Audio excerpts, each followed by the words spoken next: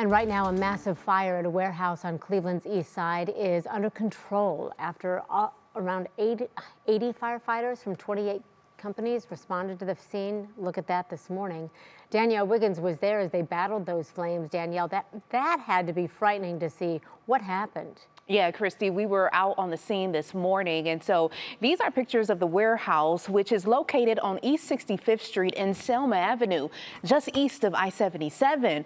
But the scene earlier today, you can see flames, smoke, and flying debris fill the sky. A plume of smoke seen from miles away. Never thought that it would be so close to home.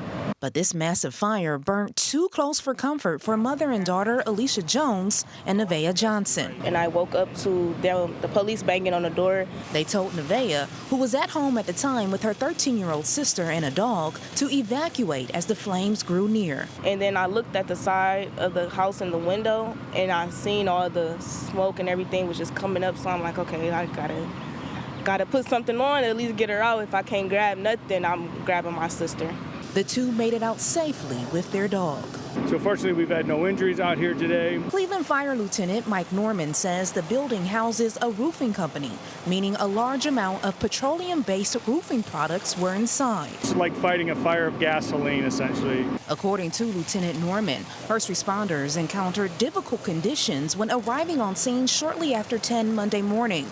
That included hot weather, wind, limited water access due to the location of the warehouse and the materials inside. There were I think some tanks inside. You could hear tanks letting go. There were several explosions that we heard. We had a partial wall collapse. It was a tricky fire to fight, and we were fighting it defensively. For Alicia, she feels blessed her family is safe, but she's still dealing with loss. Literally, the whole side of our house is damaged, fire, smoke.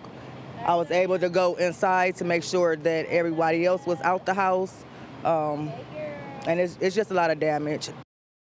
And Ward 5 Councilman Richard A. Starr, who was also on scene, says the building was the former Dandy chip factory, but Lieutenant Norman could not confirm that at the time, or if the building was operational. And an investigation right now, Christy, is underway. Obviously. All right. Danielle, thank you so much. Appreciate it.